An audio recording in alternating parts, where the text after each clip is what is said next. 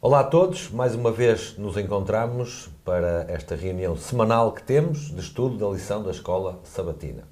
Estamos a chegar à parte mais central, mais nuclear do tema deste trimestre, do livro de Apocalipse, e por isso, se apreciarmos até agora, certamente vamos apreciar ainda mais aquilo que está à nossa frente. O pastor Paulo Cordeiro está connosco mais uma vez, seja bem-vindo. Pastor, vou-lhe pedir que comece com uma oração, por favor. Nosso querido e amado Pai, muitíssimo obrigado, Senhor, pelo privilégio que mais uma vez me concedes a mim e ao irmão Filipe Reis de podermos estar aqui e de podermos, Senhor, com a assistência do Teu Santo e Bom Espírito, ministrarmos a Tua Palavra. Obrigado, Senhor, pelo privilégio que é nosso de podermos conhecer este livro maravilhoso que é o livro de Apocalipse. Obrigado porque Tu nos dás também a presença e do Teu Santo Espírito para nos ajudar a compreender aquilo que está revelado, pois Tu mesmo disseste que esse Espírito, que consideraste como sendo o Espírito da verdade, ele nos conduziria a toda a verdade. Senhor, nós queremos ser conduzidos a toda a verdade, pois queremos ser santificados por ela e por isso, Senhor, ajuda-nos a compreender a verdade tal como ela está revelada. Senhor, muito obrigado porque Tu nos ajudas a compreender e obrigado pelo privilégio que é nosso de podermos transmitir aquilo que Tu já nos deste a conhecer a nós. Senhor, fica connosco, orienta a nossa mente, põe na nossa boca as palavras apropriadas e que este tema, Senhor, que é absolutamente fascinante, possa, Senhor, ser explicado da forma mais cabal, mais compreensiva possível, para que todos aqueles que nos ouvirem possam apreciar este grande tema que vem revelado no capítulo 12 do livro do Apocalipse. Fica, pois, connosco, Senhor, tudo isto nós pedimos e pela fé te agradecemos em nome de Jesus. Amém. Pastor, nós estamos no estudo número 8 deste trimestre, esta sequência que o pastor Ranko Stefanovic redigiu aqui para estudo da Igreja Mundial, e podemos começar por dizer que na lição 8 nós chegamos ao coração do livro de Apocalipse. Portanto, chegamos àqueles 3 capítulos, 12, 13 e 14, sendo que hoje vamos nos debruçar, na grande maioria do tempo, sobre o capítulo 12, como é evidente, mas chegamos àquilo que é o coração, a mensagem central do Apocalipse, que consubstancia tudo aquilo que vem de trás, mas faz muito mais do que isso, não é? Filipe, nós vimos 7 lições até aqui. Nessas 7 primeiras lições, o trimestriário tem 13, como normalmente tem, às vezes já há um ou outro caso em que tem 14, dependendo dos trimestres, mas neste, como habitualmente tem 13 lições, as 7 primeiras, portanto, vimos os primeiros 11 capítulos do livro de Apocalipse e as 6 que estão agora diante de nós, incluindo esta, a lição 8, falam agora do capítulo 12 em diante. E nós aqui, como disseste muito bem, entramos mesmo no pleno centro do livro do Apocalipse. De referir algo que eu já aqui referi, que é o seguinte: na mentalidade bíblica, aquilo que é mais importante, ou as pessoas que são mais importantes, estão no centro. Por exemplo, nós vemos aquelas imagens que estão corretas de Jesus, por exemplo, com os seus discípulos, em que ele está no meio. Pois bem, era assim nos tempos bíblicos. A pessoa mais importante ficava no meio. Não ficava, por exemplo, na ponta de uma mesa, não, ficava no meio. Os acontecimentos mais importantes são relatados a meio de uma descrição, de um relato. Os temas centrais num livro estão no meio. E, portanto, o meio do livro do Apocalipse, e isto é reconhecido pela esmagadora maioria dos teólogos, sejam eles adventistas, protestantes ou até mesmo católicos, de que o centro do livro do Apocalipse, o centro literário do livro, está nos capítulos 12, 13 e 14. Isto é reconhecido por todos e nós adventistas subscrevemos igualmente essa posição. Portanto, estamos a entrar, portanto, na parte central do livro. E este capítulo 12 é absolutamente, digamos, é o centro dos centros, eu diria. É o átomo dos átomos. Exatamente, é o nucleolo, para usar a imagem da célula, que tem um núcleo e dentro do núcleo tem um nucleolo. Pois bem, vamos entrar no nucleolo do livro do Apocalipse. Pastor, antes de começarmos versículo a versículo a ler o texto, ainda como forma de introdução, o capítulo 12 apresenta as forças pesadas do grande conflito mesmo. Olha, Filipe, eu costumo dizer e gosto de dizer que o capítulo 12 de Apocalipse é toda a Bíblia condensada em 17 versículos, exatamente. É um ficheiro ultra comprimido. Portanto, é o grande conflito desde o seu início, quando rebentou no céu, até ao seu epílogo, até ao seu final. E fala das cenas, fala dos personagens, dos atores... Claro, é evidente que em 17 versículos só se dá as grandes pinceladas, não é? Fala-se dos grandes momentos marcantes. O quadro geral. O quadro geral, exatamente. Mas quadro geral esse que depois é desdobrado em toda a Bíblia. Exatamente. E portanto, uma coisa é coerente com a outra. Exatamente. Ou seja, se quiséssemos, por assim dizer, dizer que, ou procurar um sumário de toda a Bíblia, o capítulo 12 é o sumário de toda a Bíblia, pronto. Nas grandes linhas, nos grandes eventos, ok? Portanto, este capítulo é absolutamente essencial e não podemos nunca compreender a palavra de Deus, toda ela, do princípio ao fim, de Gênesis a Apocalipse, sem entendermos a visão do grande conflito entre o bem e o mal. Entre a justiça e a injustiça, entre a verdade e o erro. Portanto, sem esses óculos, digamos assim, de compreensão, nada faz sentido. Tudo tem que ser compreendido na Bíblia. Desculpem-me a minha insistência, mas isto é um ponto absolutamente crucial. Tudo na Bíblia tem que ser entendido à luz do grande conflito esse que vem aqui claramente descrito em Apocalipse 12. Ou seja, este capítulo que nós vamos estudar é o fundamento, é o alicerce para nos permitir ter uma correta cosmovisão e mundivisão ao mesmo tempo. Exatamente. Falaste aí de uma palavra muito importante, cosmovisão. Nós necessitamos efetivamente de ter uma cosmovisão. E eu dou muitas graças a Deus porque nós, adventistas do sétimo dia, temos sido muitíssimo abençoados porque temos precisamente essa cosmovisão. E essa cosmovisão é o grande conflito. Mundivisão será aquilo que está diante dos nossos olhos, que nós vemos... o palpável, o tangível. Cosmovisão é aquilo que se calhar não vemos, mas que precisamos para fazer sentido àquilo que conseguimos ver. E a palavra cosmovisão, a primeira parte da palavra cosmo vem de cosmos, e cosmos significa universo. Ou seja, o capítulo 12 de Apocalipse dá-nos uma visão que transcende este planeta no qual vivemos. Ou seja, dá-nos uma visão de algo que se passa em todo o universo. Ou seja, é mesmo uma cosmovisão. Portanto, a palavra é correta. Então vamos lá começar. Vamos começar, exatamente. Então começamos pelo princípio, obviamente, pelo versículo 1, e diz aqui, portanto, que viu-se grande sinal no céu. Nós depois iremos ver que no versículo 3 João vê um outro sinal, portanto há dois grandes sinais que lhe são dados ver. O primeiro é este grande sinal no céu. E que grande sinal no céu é que João vê? Diz, a saber, uma mulher vestida do sol, com a lua debaixo dos pés e uma coroa de 12 estrelas na cabeça. Já iremos aos detalhes.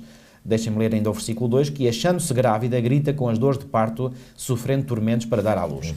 Não sei se já uma vez, Filipe, tu perguntaste ou dialogaste com algum católico, mas se perguntares a um católico que conheça minimamente as Escrituras, porque a maior parte deles não conhece, digo bem, o povo em geral não conhece as Escrituras, são ignorantes, é pena, mas aqueles que conhecem minimamente, se tu perguntares que mulher é esta, descrita aqui nestes versículos 1 e 2, sabes qual é a resposta que vais ter? Eles vão dizer que é Maria. Eles vão dizer que é Maria, exatamente. Aliás, não foi Maria que deu à luz a Jesus Cristo, fala aqui de uma mulher grávida. Sim. Então qual foi a mulher que engravidou e que deu à luz Jesus Cristo? Obviamente foi Maria. Mas a descrição que é feita aqui desta mulher mostra-nos que isto não pode ser uma mulher literal, portanto tem que ser uma mulher simbólica. Reparem, no versículo 1, ao dizer uma mulher vestida do sol. Bom, nenhuma mulher literal, normal, se veste do sol, não é? Nem o sol é vestimenta. Exatamente. Temos que entender simbolicamente o que quer dizer. Ora, aí está. Portanto, aqui, significa, faz imediatamente apelo à nossa mente para uma linguagem simbólica. Mas, com a lua debaixo dos pés.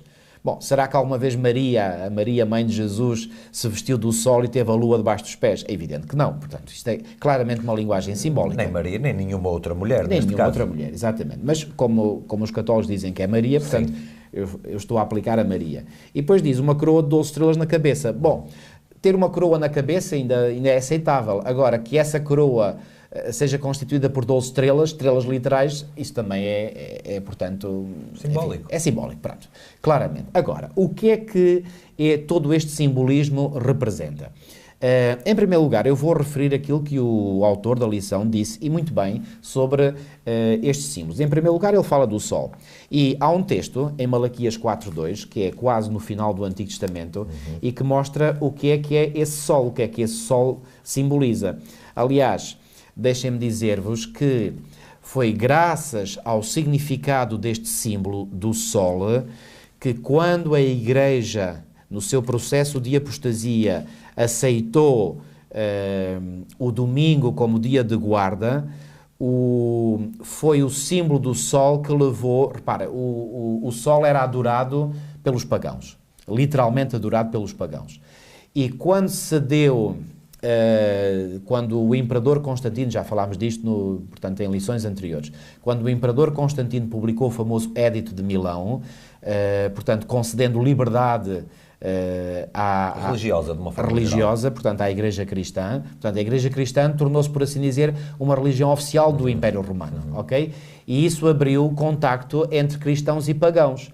E, finalmente, eles tentaram ali um arranjo, portanto, uma conciliação entre uns e outros. E, finalmente, o argumento que prevaleceu para os cristãos aceitarem o sol é que, bom, afinal de contas, Cristo até é o sol da justiça.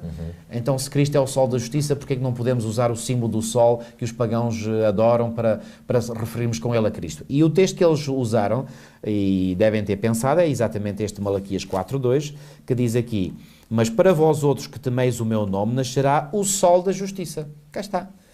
Ora, esta expressão, o sol da justiça, refere-se a quem? Refere-se a Cristo, porque Cristo é a justiça perfeita, total. Portanto, é o sol, é o grande luminar, não é? Da justiça. Trazendo salvação nas suas asas, saireis e saltareis com bezerros soltos da estrebaria. Então, se esta mulher, e já agora, mulher é símbolo da Igreja, é símbolo do povo de Deus, ela está vestida com o sol, o que é que isso quer dizer? Ela está vestida da justiça de Cristo. Portanto, o povo de Deus, a única justiça que o povo de Deus tem é aquela que lhe é comunicada pelo sol da justiça, que é Cristo. Há aqui um versículo em Salmos, no capítulo 89 e no versículo 36. Sim. Portanto, Salmo 89, 36, que Sim. diz: a sua semente... Aliás, o versículo 35 termina fazendo uma referência a Davi, Davi, rei de Israel, não é? Sim. Termina fazendo uma referência a Davi. E depois, a sua semente, que é de Davi, durará para sempre. E quem é a semente de Davi nas Sagradas Escrituras? É a pessoa de Jesus, naturalmente. Exato. Durará para sempre, e o seu trono como o sol diante de mim. Portanto, o sol associado à pessoa de Jesus. À pessoa de Jesus. Jesus não é o sol astro, Exatamente. mas simbolicamente é o sol da justiça que faz brilhar o seu próprio caráter no coração daqueles que o refletem. Assim como o sol é o astro-rei, como alguns lhe chamam, e muito bem, porque, repare, de todos os astros que nós vemos a partir de uma perspectiva terrestre, não é, deste planeta, o Sol é, sem dúvida, o astro mais brilhante, não é? E, portanto, em termos de justiça, quem é a pessoa mais brilhante? Claro. É Cristo, obviamente, isso está fora de questão. E todos os outros planetas e satélites sem luz natural apenas refletem a luz que vem do Sol. Exatamente. Da mesma maneira como o cristão reflete o caráter de Cristo, exatamente, porque não tem por si mesmo um caráter puro, bom, brilhante. Exatamente. Agora, esta lua, como diz aqui o autor e muito bem, que vem mencionada em Gênesis 1:16 como sendo uma luz menor, aponta para as promessas do Velho Testamento que pronunciava o trabalho de Cristo na era evangélica. Ou seja, Cristo é a grande luz, mas essa luz refletiu-se nos escritos do Antigo Testamento e depois vai, obviamente, refletir-se também nos escritos do Novo Testamento, ok? Mas, para além desta simbologia, eu encontro uma outra. E essa outra simbologia eu encontro no livro de Gênesis, no capítulo 37, Gênesis capítulo 37, onde José, este José que nós costumamos chamar José do Egito, filho não é? de Jacó. Filho de Jacó, exatamente. Quer dizer, ele não era do Egito, chamamos José do Egito porque passou lá muito tempo. Exatamente. E os grandes episódios da vida dele foram no Egito. Foram no Egito, exatamente. Mas, portanto, estamos todos a saber sim. de que personagem que estamos a falar. E diz-nos aqui em Gênesis, no capítulo 37 e nos versículos 9 e 10, o seguinte: teve ainda outro sonho e o referiu a seus irmãos, dizendo: sonhei também que o sol, a lua e 11 estrelas se inclinavam perante mim.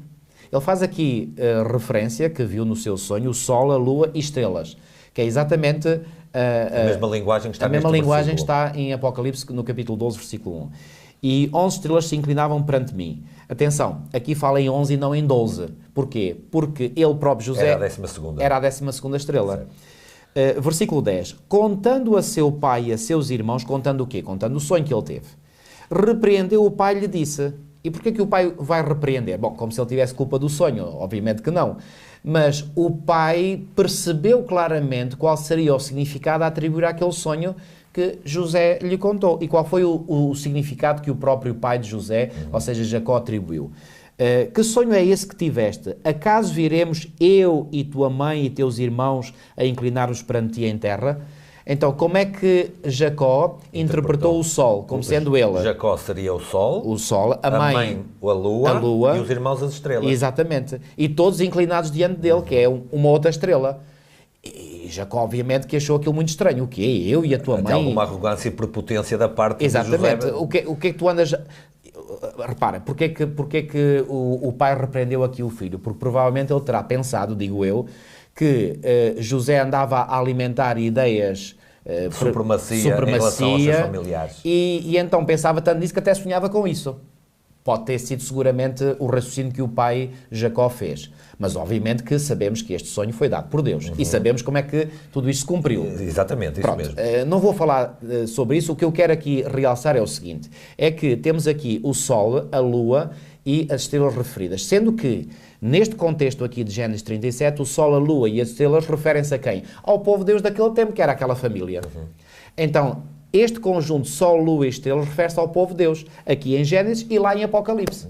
Portanto, aquele conjunto que nós vemos refere-se ao povo de Deus. Agora, o povo de Deus em que época? Na época antes de Cristo nascer, era o povo de Israel. E é exatamente desse povo de Israel que vai surgir quem? Que vai nascer Jesus. Nasce no seio dessa igreja, desse povo. Exatamente. Por isso é que a mulher está grávida. Exatamente. Então. Esta mulher grávida, que é uma imagem simbólica também, é a dizer que seria o povo de Israel que iria engravidar, entre aspas, e dar à luz Jesus. Não disse Jesus no diálogo com a mulher samaritana que a salvação vem dos judeus, mas a salvação vem dos judeus literalmente, não. O que ele queria dizer com essa expressão, a salvação vem dos judeus, é a salvação que sou eu, vem dos judeus, ou seja, eu nasci... Numa linhagem genealógica do povo judeu. Exatamente. Eu descendo dos judeus. Pastor, e no final do versículo 2, além dela estar grávida, ela gritava com ânsias de dar à luz. Portanto, a igreja estava ansiosíssima que aparecesse o Messias. Exatamente, e estava mesmo. Até houve um momento que estava desesperada que aparecesse o Messias mesmo. Bom, é verdade que quando... Não foi uma gravidez muito fácil esta, não é, pastor? Simbolicamente falando, claro. passaram ali 40 séculos de muita dificuldade, de muita luta. Exatamente. Foi uma gravidez muito demorada. Muito complicada. Em vez de 9 meses, que é uma gravidez literal, aqui foram 40 séculos. 40 séculos. Portanto, 4.000 anos de espera. Sendo que até Eva, quando engravida dos seus filhos, ela pensava que já estava grávida do Messias. Do seu filho, do primogênito. Exatamente, ela pensava que já estava grávida do Messias. Ou seja, esta ânsia já vinha mesmo lá desde a saída do Éden até este tempo. Exatamente. Muito bem. Então, está identificado aqui, portanto, que mulher é esta? É o povo de Deus, do qual veio a surgir Jesus segundo a carne, não é? Agora... Já temos aqui, portanto, o primeiro personagem, que é a Igreja de Deus, o povo de Deus. Exatamente. E atenção, mais à frente, quando se falar de mulher, continua a ser o povo de Deus. Só que mais à frente o povo de Deus já no tempo do Novo Testamento, mas não deixa de ser o povo de Deus. Claro. Porque quer no Antigo Testamento, quer no Novo Testamento, é sempre o povo de Deus. Claro. E tem sempre um só símbolo para o representar, a mulher. Só temos que contextualizar historicamente. Exatamente. Mas é sempre o povo de Deus. Quem é o povo de Deus? Obviamente aqueles que estão do lado de Deus.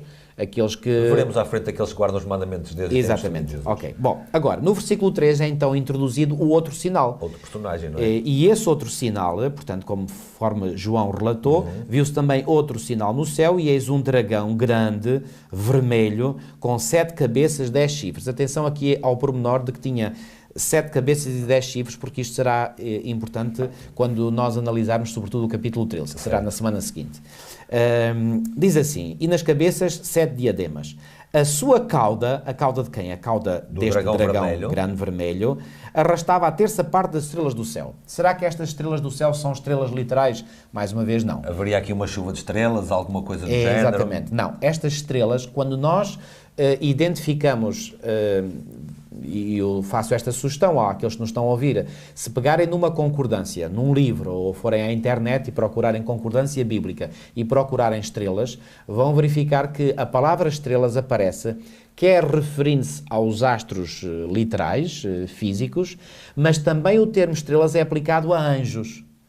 Ora, aqui, numa linguagem tão simbólica, isto imediatamente nos faz pensar que estas estrelas não são literais, mas são sim os anjos. Faz lembrar aquele versículo quando as estrelas da alva juntamente cantavam. E, exatamente, não eram, não eram as estrelas literais, claro, que cantavam. E depois também, tudo isto tem que ser simbólico, porque a cauda de um dragão não arrasta estrelas que estão lá no céu atrás de si. E a cauda em si também é simbólica.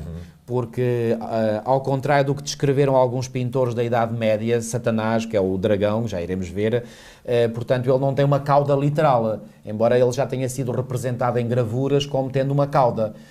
Com chifres também, tirado daqui. Enfim. E onde é que esses pintores foram buscar essa ideia? Aqui.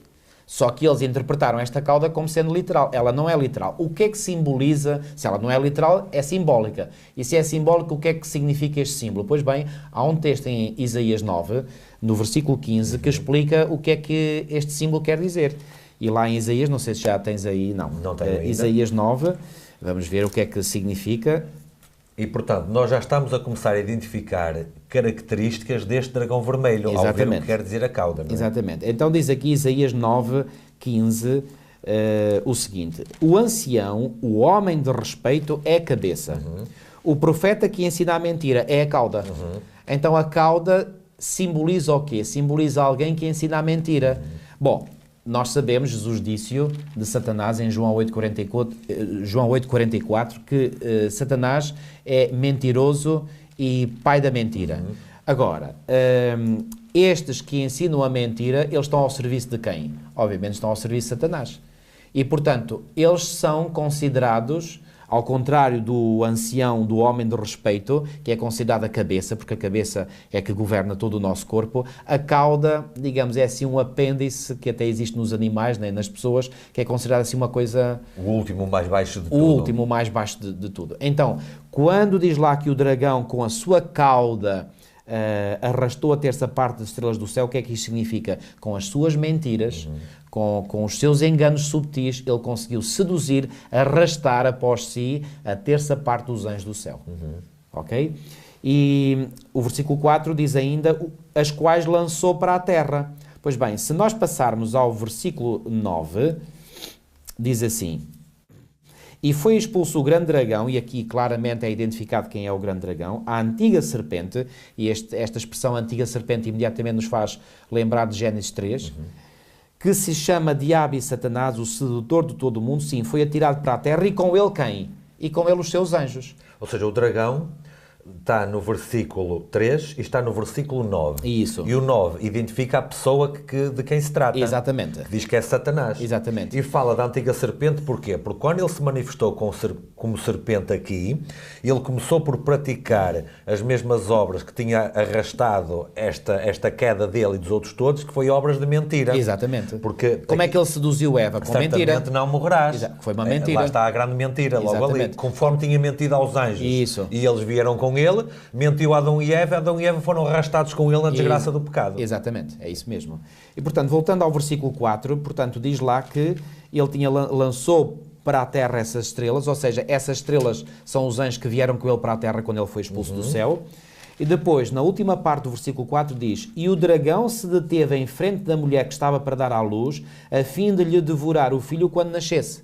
Ora, aqui já nos aproximamos do momento em que Jesus estava para vir a este mundo. E atenção, Ellen White tem uma explicação no livro O Desejar Todas as Nações, que aparece também na História da Redenção, porque a História da Redenção é uma compilação dos 5 livros do Grande Conflito. Há bocadinho eu estava a dizer que nós, adventistas do sétimo dia, somos muito privilegiados, e somos mesmo, porque, por exemplo, através daquilo que o Senhor revelou a Ellen White, repara, o livro O Grande Conflito, que é um dos best-sellers da Igreja Adventista do sétimo dia. O Grande Conflito. Que grande conflito, exatamente este que estamos a abordar. Aliás, o título original era A Grande Controvérsia entre Cristo e os seus anjos e Satanás e os seus anjos. Exatamente. Que é uma boa explicação disto que vamos ver agora aqui a seguir. Era esse título enorme, mas isto depois traduzido literalmente mesmo. Foi isso mesmo. E que depois esse título, como era muito grande, foi abreviado. Claro. E ficou só O Grande Conflito, ou A Grande Controvérsia.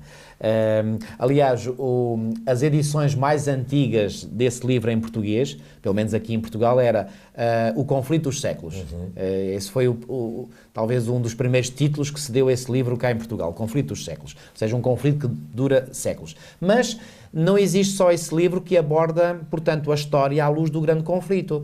A chamada série O Grande Conflito, que compreende 5 livros, Patriarcas e Profetas, Profetas e Reis, O Desejar de Todas as Nações, Atos dos Apóstolos e Grande Conflito, todos estes 5 livros cobrem a história bíblica de uma ponta à outra. Todas as dispensações. Todas as dispensações, para usar a linguagem dos dispensacionalistas, que, enfim...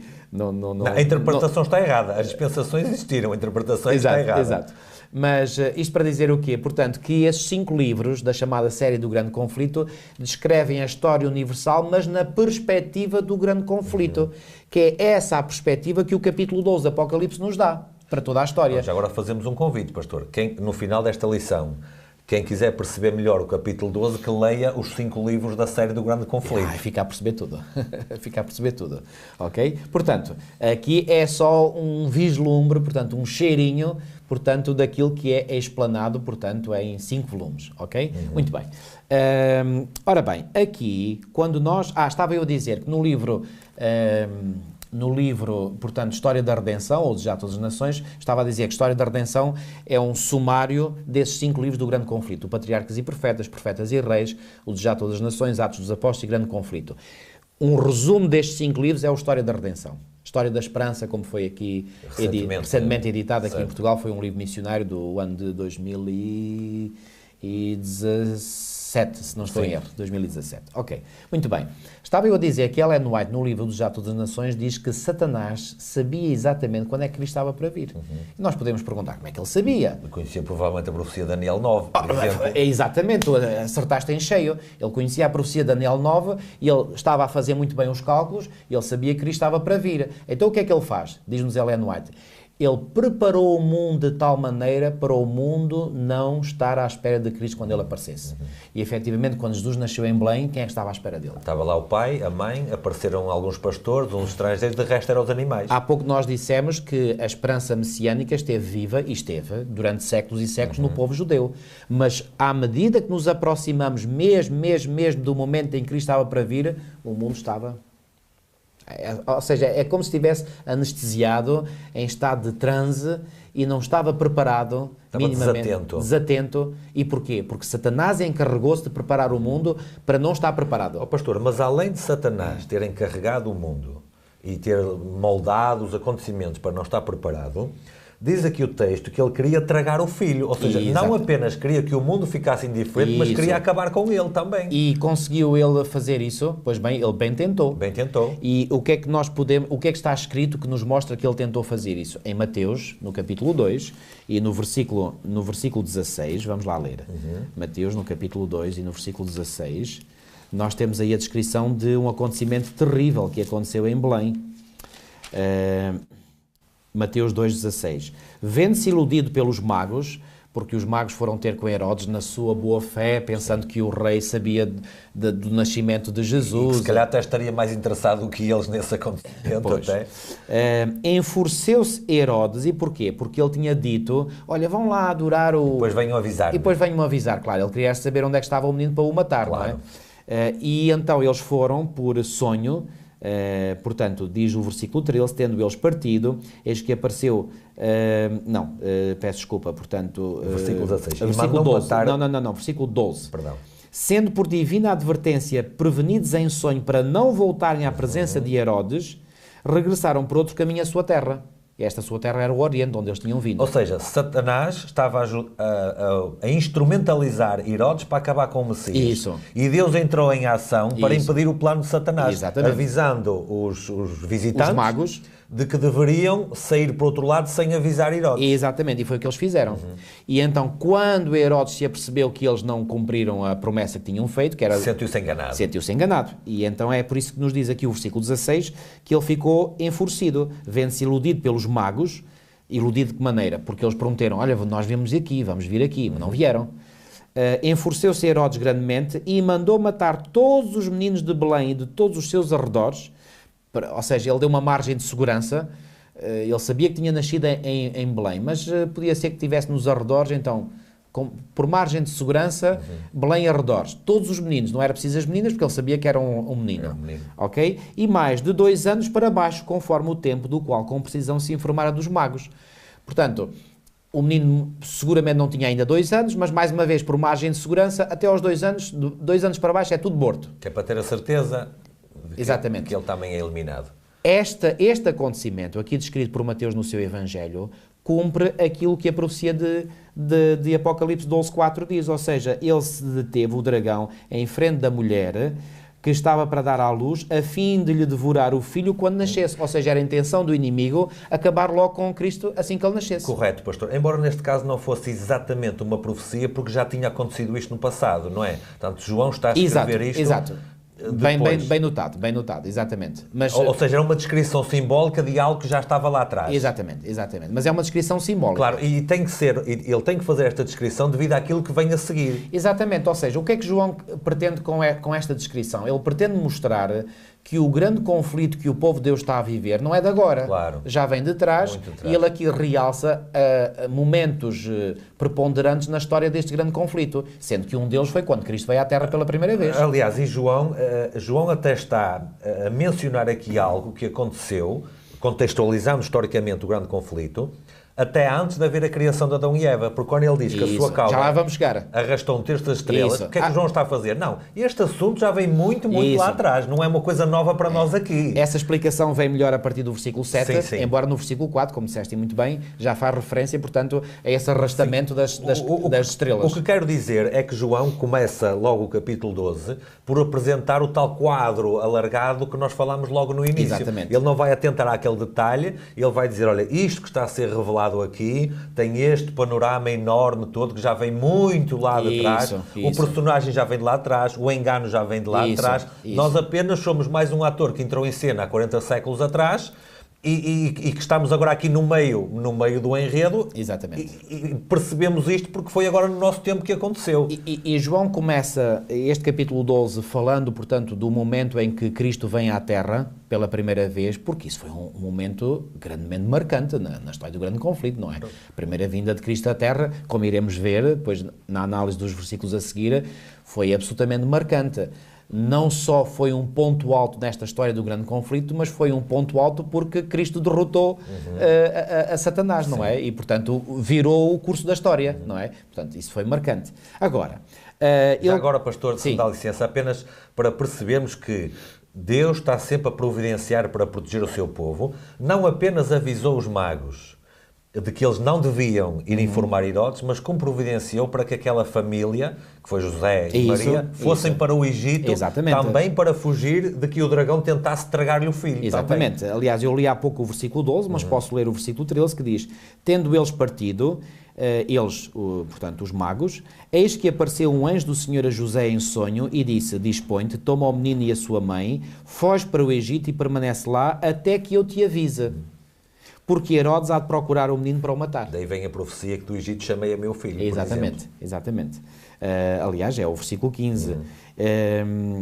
E lá ficou até à morte de Herodes, para que se cumprisse o que fora dito pelo Senhor por intermédio do profeta, do Egito chamei o meu filho. E este profeta foi o profeta Oseias, que fez esta profecia no capítulo 11 do seu livro de Oseias. Muito bem. Ora bem, voltando então a Apocalipse 12...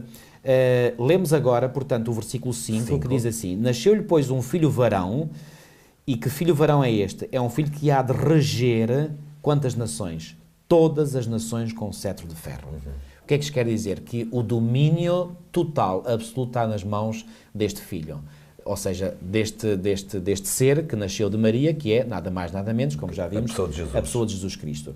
E o seu filho, diz-nos a última parte do versículo 5, foi arrebatado para Deus até ao seu trono. Bom, quando é que isto aconteceu? Aconteceu depois de Jesus ter vivido aqui nesta terra, a sua infância, a sua adolescência, a sua juventude, o início da sua idade adulta, e depois de ter morrido, ter ressuscitado, ter permanecido mais 40 dias entre nós, ter ascendido aos céus. Então, João está a descrever a ascensão aos céus da pessoa de Jesus. Exatamente, aqui nesta última parte. Repara que como isto é o tal ficheiro muito condensado, não é? Portanto, ele aqui salta imediatamente para esta fase em que, portanto, ele foi arrebatado para Deus até ao seu trono. Nós já vimos na descrição do capítulo Certo. 4 que Jesus, quando ascendeu aos céus, foi o quê? Foi entronizado. Ou Certo, seja, 4 e 5. Exatamente, ok? Agora, é evidente que quando o dragão se apercebe que Cristo é arrebatado para Deus, ele Não conseguiu vencer aqui na Terra. não conseguiu vencer. Então tem que virar a minha atenção para o outro lado, porque aí ele não conseguiu derrotar. E agora repare, o que é que... E ainda vou chamar a atenção mais em pormenor para o facto de que quando Jesus ascende aos céus, Satanás não pode ir atrás de Cristo. Satanás não mais tem acesso ao céu. Iremos ver isto mais à frente, em detalhe. E, portanto, Satanás agora, ele fica furioso porque, digamos, esta presa escapa-lhe completamente. Imagina, por exemplo, aquele animal que se prepara para um predador que se prepara para assaltar, digamos, a presa e a presa escapa-lhe. Foi o que aconteceu exatamente. Foi esse o sentimento que se apoderou de Lúcifer. Esta presa escapou-me e eu não consegui fazer-lhe mal nenhum. Obviamente que quando Satanás toma consciência que não consegue fazer mais nada com Cristo, não consegue voltar ao céu como ele tinha autorização para lá ir ainda, até à morte de Cristo na cruz, para onde é que ele vira a sua raiva? Obviamente que vira a sua raiva para a igreja, para o povo de Deus, para a mulher. E por isso, diz-nos agora o versículo 6, a mulher, porém, fugiu para o deserto. E fugiu para o deserto porquê? Porque estava a ser perseguida. A ser perseguida por quem? Obviamente pelo dragão. Ou seja, o dragão, não podendo mais tentar destruir Cristo, tentou destruir a herança que Cristo deixou aqui, a sua igreja. Nem mais, exatamente.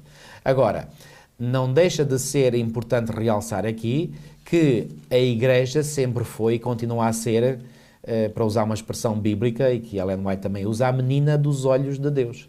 Ou seja, ele tem um carinho especial pelo seu povo, pela sua igreja nesta terra. Já agora aproveito para dizer o seguinte, pastor. Neste contexto, quem ataca a igreja, quem critica a igreja gratuitamente e de uma forma destrutiva, então está a ajudar Satanás neste caso. Mas é óbvio que sim. Isso é mais do que óbvio. Aliás, quando analisarmos o versículo 17 e vermos aqui a grande luta, a guerra mesmo que Satanás faz contra o remanescente, nós hoje podemos sentir bem a raiva e o ódio que Satanás tem à Igreja de Cristo na Terra. Isso não há dúvida nenhuma. Sempre assim foi. Mas... Se Satanás tem ódio, Deus tem providência. Exatamente, exatamente. Como já vimos e continuaremos o Senhor a ver. aqui providenciou para que a mulher não ficasse exposta à ira do dragão e então arranjou-lhe um lugar no deserto. O que é que significa este deserto? Mais uma vez, não é um deserto literal, é um deserto simbólico. É um deserto onde há... deserto em termos populacionais, onde há poucas pessoas. Ou seja, foi para uma parte da terra onde havia poucas pessoas. Ou seja, para a mulher estar lá resguardada, digamos, dos ataques do inimigo. É engraçado que na França, pastor, há um local que o pastor até conhece, há um lugar para onde algum do povo de Deus se refugiou. Foi para se refugiar e é conhecido como a igreja no deserto. E onde é que eles foram buscar esse termo? Precisamente aqui, Apocalipse 12:6. Foi aqui que eles se inspiraram para esse termo. Aliás, existe lá, numa localidadezinha muito pequenina, no sul de França, Mialet, é o nome, escreve-se M-I-A-L-E-T, Mialet, lê-se Mialet, onde está lá um museu, que é precisamente o Museu do Deserto, que retrata, portanto, a experiência dessa igreja no deserto, ou seja, naquela região inóspita, e esse povo ficou conhecido como os hugonotes. Okay? Pastor, mas diz aqui que apesar de ser deserto, a igreja era alimentada. Exatamente. E fala também de uma profecia cronológica, ou seja, nós podemos colocar no tempo o cumprimento desta profecia que está aqui. Podemos. E esta aqui, sim, já é uma profecia porque está à frente de João no tempo, esta. Exatamente, exatamente. E aqui diz que essa profecia corresponde ao tempo em que a igreja seria sustentada no deserto. Repara, providenciou o Senhor alimento para o seu povo num deserto literal no passado? Sim. Durante 40 anos. Exatamente, quando o povo de Deus saiu do Egito, tiveram num deserto literal, e nesse deserto literal foram alimentados literalmente por um alimento literal que era o maná. Agora aqui, em termos simbólicos, o povo de Deus vai também para um deserto, mas, assim como já tinha acontecido no deserto literal quando eles saíram do Egito, aqui não é um deserto literal, mas simbólico, mas mais uma vez o Senhor providencia o alimento ao povo e durante todo o tempo de permanência no deserto, que foi exatamente esses 1260 dias. Que naturalmente são um tempo simbólico também. Exatamente, se tudo é simbólico, porque é que este tempo não há de ser simbólico também? E se é simbólico, então aí aplica-se o princípio de ano. Bom, eu gostaria um dia de poder... há um capítulo enorme de um autor num livro que faz parte daqueles 7 volumes da Comissão de Daniel e Apocalipse, que foram escritos na década de 1980. Aliás, os últimos já foi no início da década de 90 que foram publicados, que seguiu àquela crise suscitada pelo Dr. Desmond Ford. E há um capítulo onde um erudito, William Shea, faz um estudo sobre o princípio de Ahano. Eu fiquei absolutamente fascinado quando li esse estudo, porque o princípio de Ahano, ao contrário do que comumente se diz, em que se emprega 2 textos, um de Levítico e outro de Ezequiel, para provar esse princípio. Pois bem, esse princípio prova-se não é com 2 textos, é com dezenas deles. Literalmente dezenas. Portanto, esse é um princípio tão bem estabelecido, mas tão fortemente estabelecido que não há dúvida. Aliás, até os evangélicos, os protestantes conservadores, adotam o princípio de Ahano. Adotam o princípio de Ahano. E como é que nós temos a prova que eles adotam o princípio de Ahano? Embora eles façam uma interpretação totalmente errónea da profecia das 70 semanas de Daniel 9, no entanto, eles empregam corretamente o princípio de Ahano para essa profecia. Porquê? Porque eles dizem que essa profecia, portanto, está dividida em 3 períodos. Portanto, primeiro uma semana, depois 62 semanas, não, 7 semanas, perdão. 7 semanas, depois 62 semanas e depois uma semana. 7 mais 62, 69. 69 mais 1, 70, que dá o total das 70 semanas. E eles dizem que as 69 semanas se cumpriram todas no passado, mas depois há um gap, há um interregno entre o final da 69ª semana e a 70ª semana. Aí é erróneo essa interpretação. No entanto, eles dizem que essa última semana, 7 anos, se cumprirá no tempo do fim. E eles dizem que essa semana são 7 anos. Porquê que dizem que é 7 anos? Porque são 7 dias. Porque aplicam o princípio de Ahano. Mas mais, pastor, o pastor disse protestantes e evangélicos, mas até os católicos reconhecem esse princípio, porque na Missa do Galo, quando falam do advento de Cristo, o cântico que eles usam lá, as chamadas calendas, sim, eles mencionam que Cristo apareceria durante a 70ª semana. Ou seja, tem que interpretar conforme o princípio de Ahano, porque se interpretar literalmente, ele não aparece na 70ª semana. Exatamente. Ou seja, até aqueles que são ou virão a ser nossos inimigos, nesse ponto estão de acordo connosco. Portanto, quando o Dr. Desmond Ford, quanto a mim, de forma, enfim, não vou usar aqui uma palavra muito forte que me dava vontade de usar, quando de uma forma completamente, enfim, imbecil, desculpem-me usar este termo, ele pôs em causa o princípio de Ahano, ele estava a atentar para uma coisa que tem um fundamento indestrutível. Portanto, e aí manifestou obviamente a loucura dele. Ou seja, temos que estar a falar de 1260 anos. Anos, exatamente, anos. Ora, esse período, não vou aqui entrar em detalhes, aliás já fizemos noutras ocasiões, mas esse tempo começou no ano 538. É esse o ano, aliás, vem aqui na lição, portanto também apenas para ajudar quem está em casa, podemos ver este gráfico que está aqui agora, que nos indica quando começou e quando terminou, e não vamos explicar o resto do gráfico, não é o propósito agora, mas começou, portanto, em 538, como dizia o pastor. E temos boas razões históricas para aceitarmos, portanto, os limites deste tempo profético, 1260 anos, como sendo o ano de 538, obviamente depois de Cristo, e o ano 1798. O próprio Vaticano reconhece que em 1798, e até vai ao ponto de indicar o mês e o dia, portanto, que foi, se não estou em erro, 11 de fevereiro de 1798, o Papa foi aprisionado por um dos generais de Napoleão Bonaparte, ok? Portanto, isto é histórico, portanto, não há como dar a volta. Factos são factos e, portanto, não há argumento contra esses factos. Portanto, e se 1798 foi a data em que o papado levou realmente essa ferida de morte... Falaremos na próxima semana. Falaremos na próxima semana. Se a 1798 subtrairmos 1260 anos, dá 538. E o que é que aconteceu em 538? Pois bem, em 538 dá-se... ou seja, o decreto justiniano que tinha saído 5 anos antes, em 533, o imperador Justiniano promulgou um decreto dando plena autoridade ao bispo de Roma. Só que esse decreto não entrou logo na prática em funções, porquê? Porque havia ali umas tribos bárbaras que invadiram o Império Romano do Ocidente. Que impediam esse domínio total. Que impediam total esse domínio. Então o Papa faz apelo às tropas imperiais para o imperador que estava na cidade de Constantinopla, portanto, que é hoje a cidade de Istambul, faz apelo às tropas imperiais. As tropas imperiais, por decisão do imperador da época, Justiniano, consentem em vir ajudar o Papa. Essas tribos são expulsas de Roma. Aliás, elas não só são expulsas de Roma, elas são extintas completamente. Eliminadas. São os 3 chifres que são arrancados, mencionados em Daniel 7. E quando a última tribo é dizimada, arrancada, isso é 538. E o domínio papal aí já é incontestável, e agora aí, como foi durante 1260 anos aí até começou, 1798. Aí, em 538, quando se deu a queda da última tribo, que agora não me recordo das 3, conheço as 3, mas não sei qual delas foi a última a cair. Eram os ostrogodos, os érlos e os vândalos. Não sei qual delas foi a última a cair. Penso que terá sido os érlos, não estou em erro. Também creio que sim. Penso. Em 538... essas 3 foram. Essas 3 foram. Em 538 foi a última. E quando a última foi, agora sim, o Papa podia dominar tudo consoante o decreto publicado em 533 lhe dava direito para isso. E então é por isso que a mulher tem necessidade de se refugiar no deserto, onde Deus vai cuidar dela durante esse tempo. Exatamente. A mulher, a Igreja. A Igreja, exatamente. Já agora, pastor, estes 1260 dias-anos são o mesmo tempo profético dos 42 meses que são mencionados mais à frente e o tempo, tempos e metade de um tempo que Daniel já tinha falado lá atrás. Que Daniel já tinha falado e que depois João vai retomar aqui no versículo 14. Exatamente. Ok, mas entretanto, o versículo 6 parece indicar aqui uma pausa. Ou seja, eu gosto de dar esta imagem. Imaginem um filme. E no filme há várias cenas. Imaginem, está a decorrer uma cena, entretanto essa cena é interrompida e passa-se a outra cena. João faz exatamente isso ao passar do versículo 6 para o versículo 7.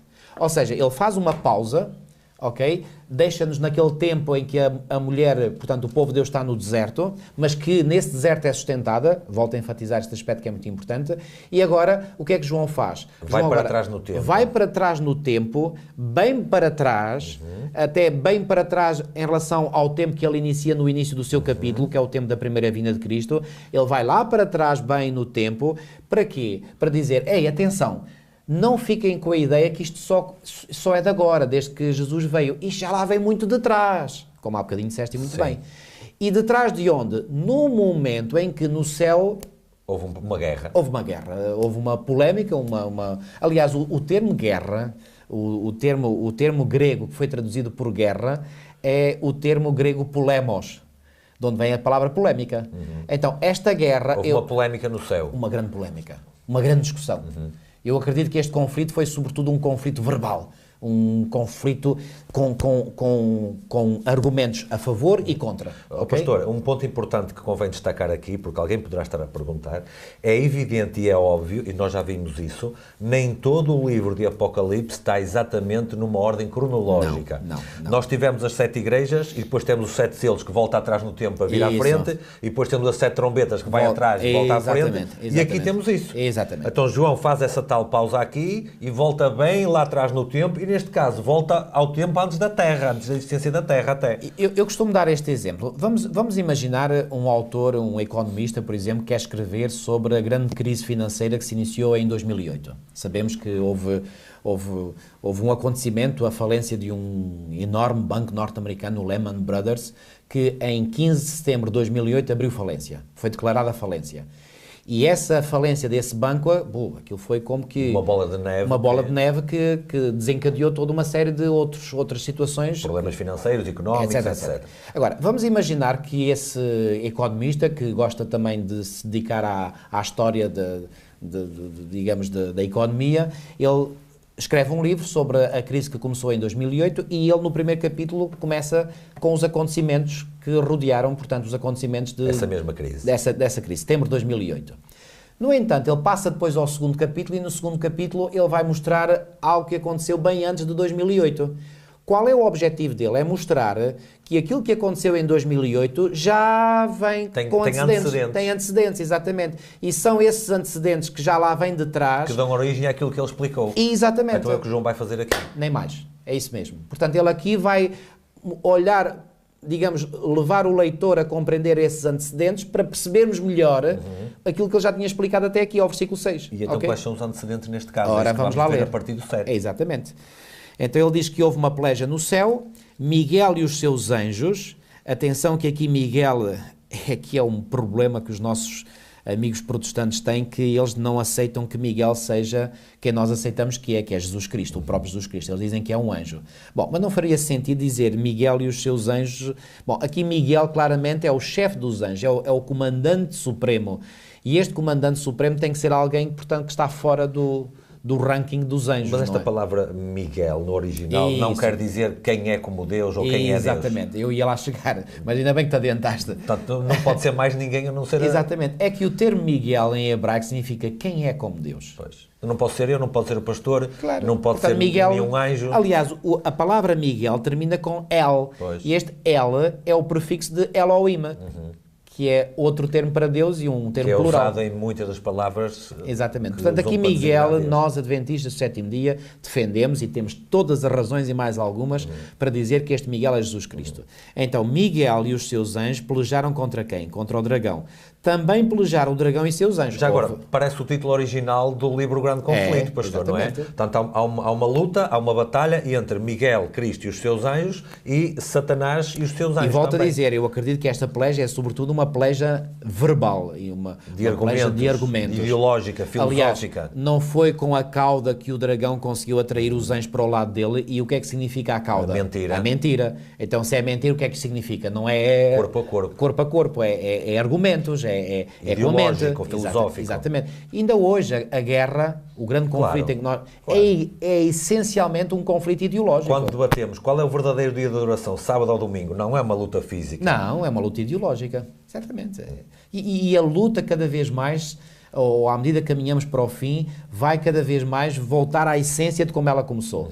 Uma luta ideológica. Mas aqui diz que a batalha foi lá no céu, pastor. Exatamente. Portanto, antes de haver a terra, já havia este problema que está a ser descrito aqui. Exatamente. Porque Lúcifer, ou seja, Satanás, sendo que Satanás é o pós-Lúcifer, não é? Era um habitante do céu.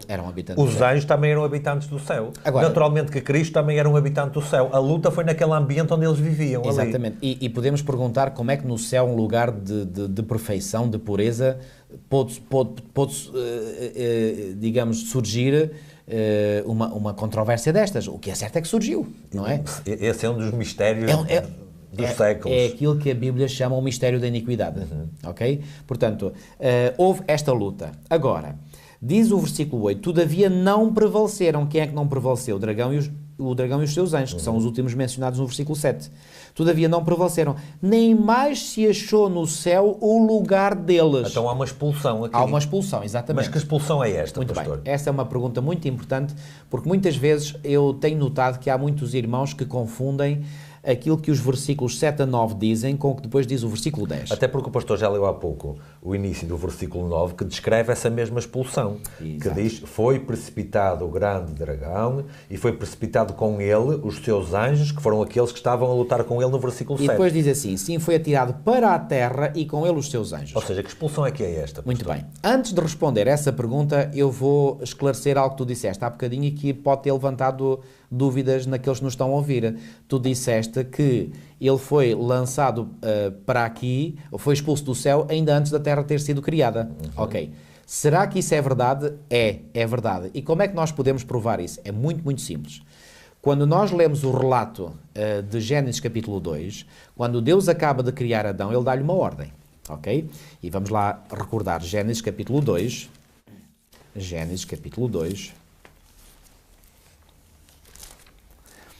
E essa ordem vem mencionada nos versículos 16 e 17 de Gênesis 2, diz assim, e o Senhor Deus lhe deu esta ordem. Atenção que esta ordem mostra como Deus os tinha feito seres moralmente livres, porque se eles não tivessem a possibilidade de desobedecer, porque eu os advertira. Ou seja, a advertência... Ou seja, a ordem mostra que eles tinham a possibilidade de desobedecer, porque se tivessem sido pré-programados para nunca desobedecer, não era preciso ordem nenhuma, eles já estavam programados para não desobedecer, estava o assunto resolvido. Portanto, não é esta ordem, esta palavra pode parecer que foi algo ditatorial da parte de Deus, mas não foi. E o Senhor Deus lhe deu esta ordem, de toda a árvore do jardim comerás livremente, mas da árvore do conhecimento do bem e do mal não comerás, porque no dia em que dela comeres certamente morrerás. Eu pergunto, quando é que o Senhor deu esta ordem a Adão? Ainda antes da criação de Eva, porque a criação de Eva só é mencionada a partir do versículo 18. Aliás, no versículo 18 ainda diz, não é bom que o homem esteja só. Então o Senhor deu esta indicação a Adão assim que ele surgiu das mãos do Criador. Ok, agora pensemos, vamos fazer aqui um raciocínio. Quando é que o Senhor tinha iniciado o processo de criação desta terra? 6 dias antes. No primeiro dia, certo? Sendo que Adão foi criado no sexto, no primeiro dia, quando no versículo 3 Deus disse haja luz, Isso. foi a primeira vez que Deus fala para aparecer alguma coisa. Isso. Agora, se o Senhor dá esta ordem para que Adão, que ele tinha acabado de criar, tivesse cuidado com uma única árvore que havia no jardim, é porque havia perigo nessa árvore. Ou melhor, não era a árvore em si que continha o perigo, mas a árvore era o único local no jardim do Éden onde Deus dava permissão para o inimigo tentar ao ser humano, que ele tinha acabado de criar. Reparem, como Deus é misericordioso, todo o espaço no jardim do Éden devia ser um espaço enorme, que foi a maior mansão que existiu até hoje na história humana. E esta árvore não seria menos esplendorosa do que as outras. Exatamente, também. A árvore não tinha nada de errado em si. A única coisa que estava de errado, entre aspas, na árvore, não era a árvore em si, mas o local onde estava a árvore, porque Deus tinha como que cerceado a liberdade de Lúcifer e ele só podia estar naquele sítio para tentar o ser humano. Fora daquele sítio ele não tinha liberdade para o fazer. Temos a prova disso pela história, que é justamente Agora, ali que ele depois vai apanhar Eva. Exatamente. Claro. Então repara... Já agora, pastora, estou-me a lembrar e pode ser útil. Ellen White esclarece, não está na Escritura, mas Ellen White esclarece que os anjos repetidas vezes advertiam Adão e Eva para não se aproximarem daquela árvore que estava ali. Isso para confirmar o que acabou de dizer. Então, agora voltando ao meu raciocínio. Ok. Então, se havia um perigo junto a esta árvore, é porque Satanás já tinha vivido a sua revolta contra Deus, já se tinha rebelado contra Deus, já tinha havido provavelmente aquela polémica que nós vimos ali descrita em Apocalipse 12, e mais, ele já tinha sido expulso para esta terra. Porque não é em 6 dias, desde o início da criação desta terra até à criação de Adão, que isto tudo vai acontecer. Não, porque a irmã White, ao falar da rebelião de Lúcifer no céu, diz que Deus a suportou longamente. Ora, longamente não é 6 dias. Não é 6 dias. 6 dias, não há nenhum tribunal neste mundo que resolva uma coisa em 6 dias. Então, e se Satanás podia manifestar-se naquele local específico do Éden, isso significa que ele estava onde? No céu ou na terra? Estava cá na terra. Aliás, ainda antes de Deus ter dito haja luz, no versículo 3, diz que a terra era sem forma e vazia. Já havia matéria, já havia local, já havia espaço onde ele pudesse estar. Portanto, eu entendo, e aproveitando o que acabaste de dizer, que quando em Apocalipse, no capítulo 12 e no versículo 9, é dito que sim, foi atirado para a terra e com ele os seus anjos, esta terra é a mesma terra de Gênesis 1:2. Ou seja, em Gênesis 1:2, nós temos lá, tu leste... E a terra era sem forma e vazia, e havia trevas. Havia trevas porque a luz ainda não tinha sido criada, no versículo 3, sob a face do abismo, e o Espírito de Deus se movia sob a face das águas. Portanto, havia águas e havia terra ali. Exatamente. Reparem, se havia água, mas não havia forma, porque era sem forma, então o que é que isto nos leva a... Havia desordem. Esta água estaria talvez no estado gasoso, porque a água no estado gasoso não tem forma, ou seja, não tem uma forma específica. Por exemplo, a água líquida, que se estiver dentro de um recipiente, pois bem, ganha alguma forma sólida, ainda tem mais forma. O estado gasoso não tem forma nenhuma. Portanto, havia matéria que tinha sido criada por Deus, mas como que deixada de forma desordenada à espera da oportunidade de ser criada. Exatamente. Quase como que, quando nós vemos a obra final do oleiro, é depois ele fazer a obra. Isso. Mas antes, a matéria já existe, só que está toda amassada no chão. Exatamente. A matéria-prima já lá está. Certo. Ou seja, este texto, para mim, Gênesis 1:2, mostra que quando Deus iniciou o processo de criação desta terra, fê-lo com base em matéria-prima pré-existente. Agora, aqui há um problema quando alguns irmãos ouvem isto. Deus precisou de criar este mundo com matéria pré-existente? E eu respondo, e qual é o problema? Sendo que, quem é que criou essa matéria pré-existente? Pré-existente à criação da Terra. Exatamente. Mas não pré-existente ao próprio Deus. Claro, obviamente. Ou seja, quem é que criou esta matéria pré-existente? Deus. O próprio Deus, óbvio. E a colocou de uma forma desordenada à espera de uma oportunidade para dar ordem, que é o que nós temos em Gênesis 1 e 2, por exemplo. Portanto, falar aqui em matéria pré-existente antes do processo de criação da Terra não põe minimamente, mas minimamente em causa que Deus é que é o Criador de todas as coisas. Claro. Porque, por exemplo, Hebreus no capítulo 1 e no versículo 3, falando do poder criador de Deus, aliás, 1:3 não, 11:3, diz assim: pela fé entendemos, e só pode ser pela fé que entendemos isto, que foi o universo formado pela palavra de Deus. E aqui, eu gosto deste termo que é aqui usado, cosmos, no original, Todo o universo foi formado pela palavra de Deus, de maneira que o visível veio a existir das coisas que não aparecem. Então tem que incluir aquela terra que estava lá antes do haja luz. Exatamente. Agora, para onde é que Satanás foi atirado? Que terra era essa para a qual Satanás e os seus anjos foram atirados? Para mim, volto a enfatizar, era a terra sem forma e vazia descrita em Gênesis 1:2. Entretanto, inicia-se o processo de Deus dar forma e conteúdo a esta terra, e no final desse processo, que durou 6 dias, o Senhor faz o aviso a Adão porque o perigo já cá estava. Ou seja, Satanás e os seus anjos foram testemunhas oculares do processo da criação porque estavam aqui. Exatamente. E quando viram que foi criada uma nova criatura... Eles procuraram fazer, ou seja, Lúcifer procurou fazer com esta trazer nova mais raça... adeptos para a sua causa. Exatamente. Exatamente, é isso mesmo. Portanto, quando nós juntamos as peças, isto é como um puzzle, estamos a fazer, e aqui encaixam-se perfeitamente estas peças nesta visão. Portanto, Satanás já existia e já estava, Satanás como líder rebelde que tinha sido atirado para esta terra, já cá estava nesta terra, portanto, quando ela foi criada. Mas voltando lá a Apocalipse 12, e agora vamos ao versículo 10. Então ouvi grande voz do céu proclamando: agora veio a salvação, o poder, o reino do nosso Deus e a autoridade do seu Cristo. Eu pergunto, este agora, que é o advérbio de tempo aqui, indica o quê? Agora veio a salvação. Pergunta crucial, quando é que veio a salvação, o poder e o reinado do nosso Deus e a autoridade do seu Cristo? Não foi no momento da criação que apareceu. Não foi ao longo da história do Velho Testamento. Salvação, isto aponta para quê? Para salvar alguém que está perdido. Então, quando é que a salvação se manifestou plenamente? Na pessoa de Jesus, quando esteve cá, quando morreu, ressuscitou e ascendeu aos céus. Bom, quando Jesus, por exemplo, está na cruz do Calvário, ele diz estas palavras, que foi das últimas palavras que ele disse: está consumado. Eu pergunto, está consumado o quê? Está consumado o grande plano da salvação. Então, este texto aqui, o versículo 10, aponta para um tempo específico, e esse tempo específico é quando Cristo morre. Agora, a questão é, então, mas os versículos 7 a 9 não falam da expulsão de Lúcifer do céu? Falam. Mas o versículo 10 diz, eu ainda não li tudo, agora veio a salvação, o poder, o reino do nosso Deus e a autoridade do seu Cristo, pois foi expulso o acusador de nossos irmãos. Então há uma segunda expulsão, é isso, pastor? Exatamente. E é aqui que alguns fazem confusão, porque acham que houve uma só expulsão, e que essa expulsão ocorreu antes, como dissemos há bocadinho, da formação deste planeta Terra. Não. Repara, no versículo 8 diz lá: todavia não prevaleceram, nem mais se achou no céu o lugar deles. Não mais se achou no céu o lugar. Ou seja, eles deixaram de ser residentes do céu.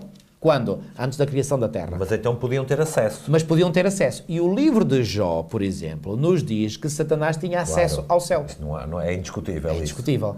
E porquê que ele tinha acesso ao céu? Não disse Jesus de Lúcifer ou de Satanás em João 12:31, e vamos ver esse texto e comparar esse texto com este que acabámos de ler de Apocalipse 12:10. Em João 12:31 temos aqui um texto absolutamente crucial para nos ajudar a compreender isto que estamos a falar. Em João 12:31 diz assim: chegou o momento de ser julgado este mundo, e agora o seu príncipe será expulso. O seu príncipe, quem é este príncipe? É Satanás. É Satanás. Que é o príncipe deste mundo. O próprio Cristo chamou a Satanás o príncipe deste mundo. Então, era na condição de príncipe deste mundo que Satanás podia ir ao céu.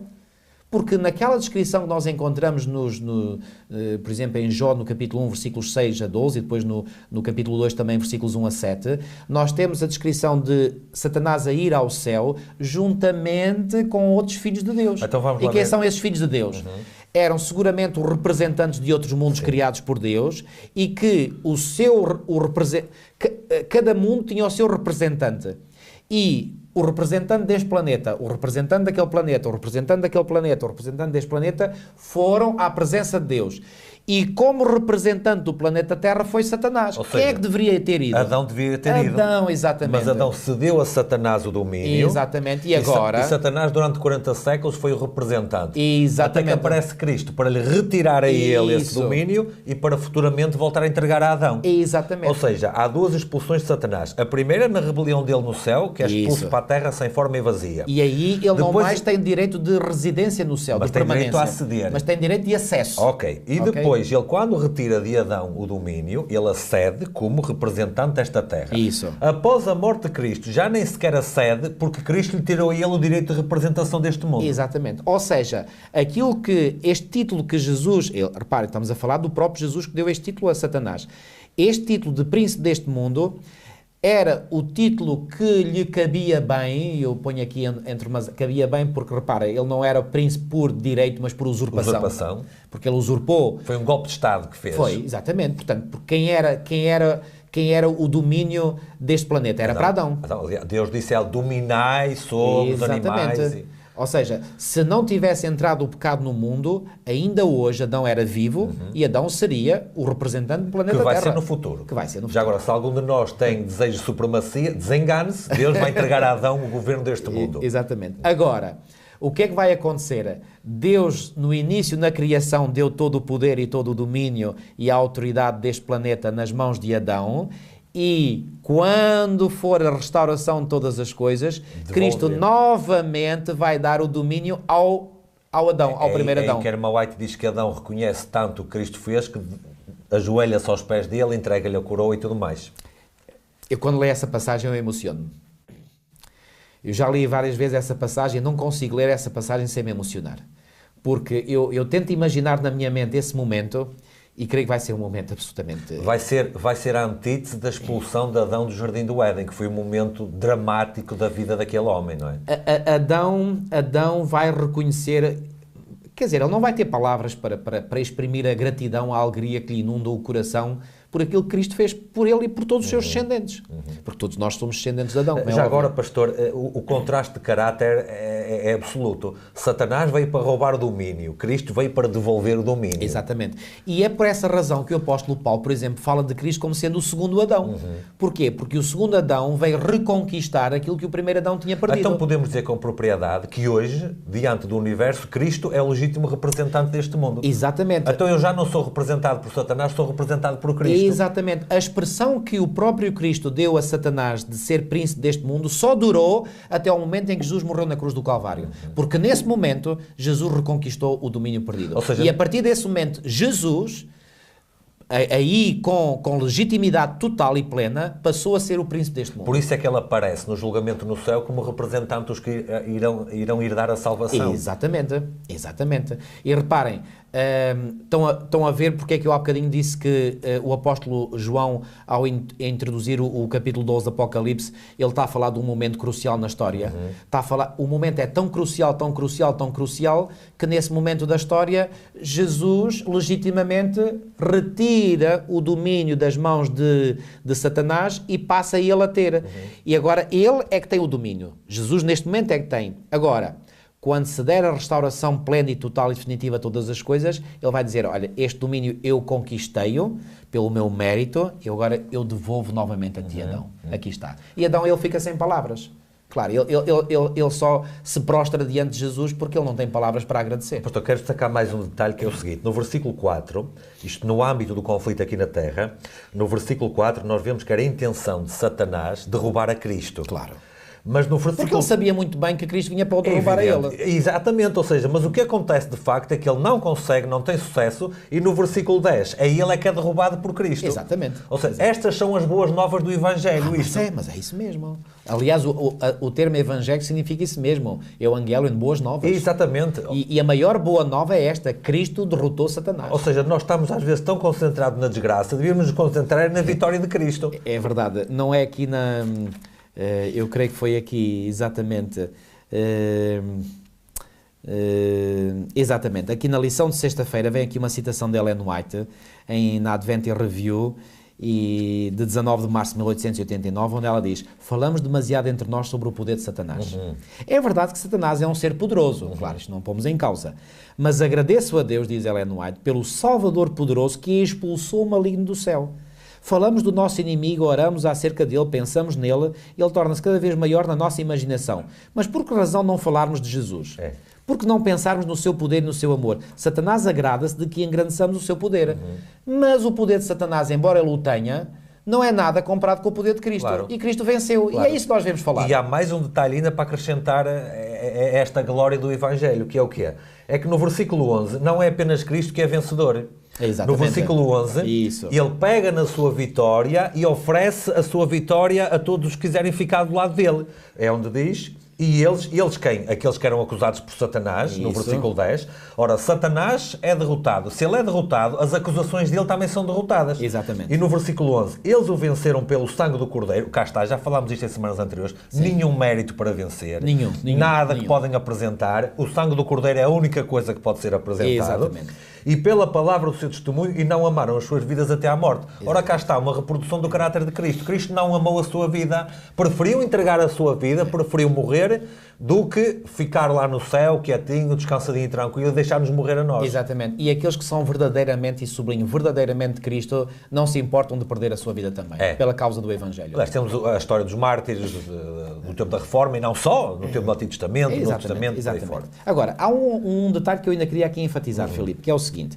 Reparaste que lá em João 12:31, naquele texto que eu li, em que Jesus disse, chegou o momento de ser julgado este mundo, e agora o seu príncipe será expulso. Em que tempo verbal é que está? No futuro. Está no futuro, será expulso. Mas a pergunta é, então, mas Satanás não tinha já sido expulso? Tinha sido expulso, eu gosto de usar esta expressão, do seu direito de residência ou permanência, não do seu direito de acesso. E quando Jesus aqui diz será expulso, Jesus está a antecipar o momento em que Satanás seria expulso do seu direito de acesso. Ou seja, durante o tempo do Antigo Testamento, acedia, mas não residia. Exatamente. A partir da morte de Cristo, nem reside, nem acede. Isso mesmo. Isso mesmo. Aliás, não há nenhuma evidência no Novo Testamento de algum episódio em que ele tenha lá estado. No Antigo há. Exatamente. Agora, no capítulo 12, no versículo 10, já diz... pois foi expulso o acusador de nossos irmãos. Reparem, Jesus diz, será expulso, e aqui diz, foi expulso. Então, algures entre o tempo em que Jesus enunciou aquela expressão que foi antes da sua morte, até ao final do primeiro século, que foi quando João escreveu estas palavras, em algum ponto, Satanás foi expulso. Quando é que foi? Bom, quando veio a salvação. Quando é que a salvação veio? Quando o plano da redenção se cumpriu, na morte de Cristo na cruz do Calvário, Jesus pôde dizer está consumado. Na morte de Jesus ele teve que limpar o escritório porque nem sequer mais uma única vez lá teve acesso. E agora, reparem, isso foi vencido, aliás, foi vivido ou vivenciado por Satanás como uma derrota brutal. Quer dizer, repara, enquanto os discípulos olharam para Jesus aparecer na cruz do Calvário, repara nesta cena, Filipe.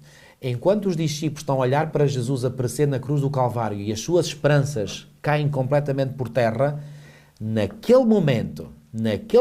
Foi a maior das vitórias. Naquele momento estava Cristo a conquistar a maior das vitórias e as esperanças que verdadeiramente caíram por terra e de forma legítima foram as esperanças de Satanás. E não as da Igreja nem de Cristo. Exatamente. Satanás ali soube claramente que a sentença definitiva iria cair um dia sobre a sua cabeça. E isto nós temos que enfatizar, porque isto mudou o curso da história. Mudou o curso da história. A morte de Cristo na cruz do Calvário muda o curso da história, porque Satanás, que até ali ainda pensava, ainda tenho uma hipótese, não, ainda vou tentar mais isto, e se eu conseguir levar Cristo a pecar, não sei quanto, eu vou conseguir, não sei quanto... Quando ele viu Cristo morrer finalmente, ele soube, estou condenado. Aliás, até mesmo para os habitantes dos outros mundos, se porventura na sua mente houvesse alguma dúvida do que é que estava em causa no grande conflito entre Cristo e Satanás, quer dizer, ali as dúvidas esclareceram-se todas. Filipe, quando Jesus morre na cruz do Calvário, embora aquelas cenas que todo o universo, todos os anjos do Pai contemplaram, de ver o seu soberano, o seu Senhor a sofrer, a angustiar-se, e certamente isso angustiou, mas quando Jesus exala o último suspiro na cruz do Calvário, houve uma explosão de alegria em todo o universo. E é isso que vem relatado no versículo 12. E o versículo 12 diz, por isso festejai aos céus, e vós os que neles habitais. E aqui, plural, neles céus habitais. Este plural subentende que há vários mundos habitados. Agora, ai da terra e do mar, pois o diabo desceu até vós, este desceu é no sentido de que ele agora está confinado ao planeta Terra. Agora já não pode sair daqui. Não pode sair daqui, ele está como que encerrado aqui. E não vai sair até ao fim mesmo. Não vai sair mais, não vai sair mais. Aliás, depois em Apocalipse 20 fala mesmo numa prisão mesmo que ele tem aqui. Exatamente. Até. Bom, essa ainda vai ser pior, porque agora ele tem pessoas para tentar, aí já não vai ter mais ninguém. Vai ser o último suspiro, como se costuma dizer. Não é? Então, ai da terra e do mar, pois o diabo desceu até vós, cheio de grande cólera, sabendo que pouco tempo lhe resta. Ou seja, enquanto os habitantes de todo o universo estão a regozijar-se, estão a festejar, ai da terra. Lá em cima, alegria. Cá na terra, ai. Ai porquê? Porque agora, repara, é como um leão. Quando um leão se sente confinado, ele ainda fica mais furioso. E foi exatamente o que aconteceu com Lúcifer. Aliás, ele é designado pelo apóstolo Pedro como sendo um leão. Que anda ao derredor. Exatamente. E já vamos ver de quem é que ele anda ao derredor. Exatamente. E, portanto, ele ficou furiosíssimo. Agora, um comentário sobre esta expressão, sabendo que pouco tempo lhe resta. Alguns dizem, pouco tempo resta. Então, mas... E já estamos aqui há 20 séculos. 20 séculos já passaram. Bom, nós temos que ver isto... Reparem, Apocalipse 12, como eu disse no início, é um capítulo que nos dá uma grande angular, quer dizer, é toda a história do grande conflito desde o início até o seu epílogo, até o seu final. Reparem, o que é 20 séculos para 60 séculos que já dura a história do grande conflito? E mesmo antes da criação de Adão e Eva, não sabemos quantos séculos ou milénios passaram desde que Satanás se revoltou no céu e foi expulso para aqui também. Exatamente, também não sabemos. Podem ter sido muitos, poucos. Não sabemos, simplesmente não sabemos. Mas o que é certo é que no contexto da história do grande conflito, que já leva cerca de 6.000 anos, Ellen White fala dos 6.000 anos 6 vezes só no livro O Grande Conflito. Repare, o que é 20 séculos, tendo já 40 para trás? Então este pouco tempo tem que ser visto numa perspectiva de grande angular. Claro. Portanto, aqui o diabo, sabe, entrei na reta final. Agora, no versículo 14... No versículo, aliás, 13... No 13 há uma redefinição da estratégia de Satanás, não é? Quando depois o dragão se viu atirado para a terra, que atirado é no sentido confinado à terra, que ele agora não pode sair daqui mais, como saía antes. Antes tinha liberdade para sair. Perseguiu a mulher que dera à luz o filho varão. Claro, para onde é que agora ele concentra todas as suas energias? Ele não pode sair mais deste planeta Terra, não pode tocar na pessoa de Cristo como teve essa possibilidade. Então vai tocar nos discípulos. Nem mais, mas é aí. Já agora, ou seja, a luta contra o povo de Deus, se já era grande no tempo do Antigo Testamento, agora ainda se vai encarniçar mais no tempo do Novo Testamento, pela simples razão de que agora Satanás não tem mais distrações, porque ele antes ainda ia ao céu, etc. Agora ele está confinado aqui e agora ele não tem mais nada para fazer, é só lutar contra o povo de Deus. Todo o Antigo Testamento, a luta de Satanás contra o povo de Deus, na verdade, era para impedir que o Messias viesse e tivesse sucesso. Exatamente. Só que agora, e os pais que estão a assistir podem perceber isto bem, só que nós ficamos magoados quando nos fazem algum mal a nós, mas quando fazem os nossos filhos nós ficamos piores. Verdade. Agora vamos colocar isto nesta perspectiva aqui. Cristo ficou magoado, entre aspas, aliás, Cristo foi ferido no calcanhar apenas. Exatamente. E só, como diz a Bíblia, não é? Foi magoado por Satanás ao longo desse tempo. Só que agora Cristo olha e são os seus filhos que vão ser magoados por Satanás. Isto dói no coração de Deus. Mas isto eu acredito que é uma boa notícia, pastor. Porque eu acredito que a justa ira de Deus contra o pecado e contra os maldosos vai se manifestar ainda mais. Ai, tu fizeste-me isso a mim, estás derrotado, estás claramente derrotado e ainda insistes e vais agora fazer isso aos meus filhos. Então espera que vais já ver o que é que eu estou a fazer. Exatamente. Porque é justo que Deus faça isto então assim. Não é justo. E podemos ter a certeza que Deus vem para defender o seu povo e nem precisamos de ir a Daniel 12 quando Cristo se levanta para defender o seu povo. Não precisamos de ir a Daniel 3 quando são lançados na fornalha e ele aparece junto do seu povo. Nós não vimos, por exemplo, nos capítulos anteriores, por exemplo, nestes últimos capítulos antes do capítulo 12, as trombetas, que são os juízos de Deus, não é? Ou seja, eu aprecio imenso a justiça de Deus. Regozijo-me em saber que Deus é um Deus de justiça e que exerce justiça. Claro, muitas vezes não é no tempo que nós gostaríamos, mas Deus tem o seu tempo. Mas também digo uma coisa, quando Deus exerce justiça, ela é exercida de uma forma que é perfeita, é total, é cabal. E uma coisa que me agrada a mim é que no versículo 13, João apresenta o ataque de Satanás contra a Igreja. Isso. Mas sem perder tempo nenhum, no versículo 14 apresenta a defesa de Deus da sua Igreja. Agora, no versículo 14, Filipe, João vai retomar... O 6. O que tinha ficado suspenso no 6. A linguagem é a mesma, o tempo é o mesmo. Ou seja, ele fez aqui um interlúdio, abriu um parênteses, acabou de fechar o parênteses e agora vai retomar o seu fio condutor de raciocínio tinha deixado suspenso no versículo 6. E, aliás, podemos ver isso até porque o tempo profético mencionado no versículo 14 é o mesmo mencionado no versículo 6. Também aparece a mulher, também aparece a fuga, também aparece o deserto, também aparece o sustento de Deus e também aparece o mesmo tempo. É, por outras palavras, exatamente a mesma coisa. Ok. E agora, retomando a história, portanto, a mulher está no deserto, ok? É sustentada aí durante um tempo e metade de um tempo. Então a serpente... Já agora, pastor, sim, para quem está menos familiarizado, um tempo, um ano, sim, 2 tempos, 2 anos, meio tempo, meio ano. Isso. 3 anos e meio. 3 anos e que meio. dá 1260 dias ou 42 meses. Isso. Profeticamente representa 1260 anos, que já falámos atrás. Exatamente. Que tempo é que é. Já agora, há um pequeno detalhe que às vezes perturba algumas pessoas. Porquê que podemos dizer que um mês na Bíblia são 30 dias? Pois bem, há uma prova bíblica para isso. Eu vou perder aqui um bocadinho de minutos a provar isso. Isto agora para demonstrar, enquanto o pastor vai procurar no livro de Gênesis. Gênesis, capítulo 7 enquanto e capítulo 8. Enquanto o pastor procura, porquê? Porque no tempo... Os judeus contavam 360 dias por ano, 30 dias por mês, 360 dias por ano, o que não é o calendário que nós usamos hoje. Exatamente. Então o pastor vai ler agora para demonstrar porque é que devemos ler cada mês 30 dias, cada ano 360. Exatamente. Porque é que não, são 30 dias e não são 31? Ou 28, ou 29, isso, ou seja lá o que for. Ok. Então em Gênesis, no capítulo 7, no contexto do dilúvio, diz-nos assim, portanto, Gênesis capítulo 7... e diz-nos assim, portanto, no versículo 11. No ano 600 da vida de Noé, aos 17 dias do segundo mês, atenção que este segundo mês não corresponde ao nosso mês de fevereiro. Este segundo mês era outro mês. Mas pronto, por uma questão de... Segundo mês do ano. De facilidade de cálculo, sim, vamos pôr aqui 17/2, pronto. Sim. Okay. Apenas para cálculo matemático, sim, nada exatamente. mais. Portanto, no ano 600 da vida de Noé, aos 17 dias do segundo mês, 17/2, nesse dia, o que é que aconteceu nesse dia 17 do segundo mês? Romperam-se todas as fontes do grande abismo e as comportas dos céus se abriram. Veio a água dos céus, mas também veio a água das profundezas. Porque a água tinha sido reservada no momento da criação, em cima e em baixo. E agora essa água vem e o mundo torna-se como era quando estava sem forma e vazia, após o dilúvio. E depois, diz, o versículo 12, houve copiosa chuva sobre a terra durante 40 dias e 40 noites. Se formos ao capítulo 8...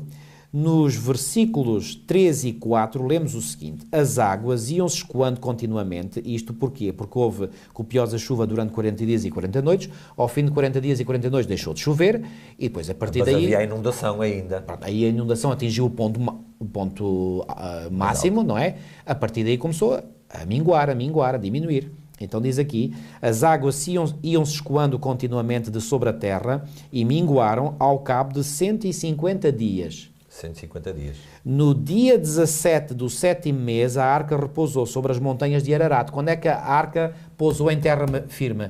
No dia 17, diz aqui, no dia 17 do sétimo mês. Vamos dizer 17 de julho. Para 17 de julho, ou 17 do 7. Sim. Quanto tempo decorre desde o dia 17 do segundo mês ao dia 17 do sétimo mês? 150 dias, que diz o texto. Diz aqui, mas vamos contar em termos de meses. Sim. 17 do 2 a 17 do 3 faz um mês. De 17 do 3 a 17 do 4, 2 meses. De 17 do 4 a 17 do 5, 3 meses.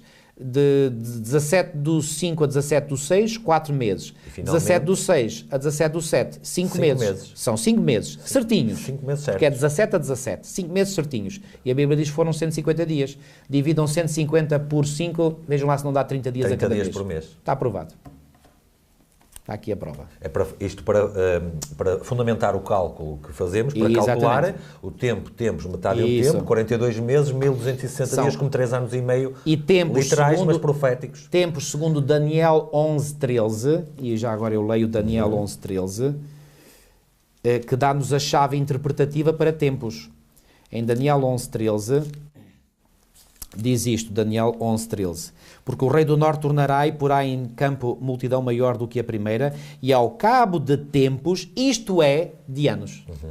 Então, tempos são anos. Um tempo, um ano. Meio tempo, meio ano.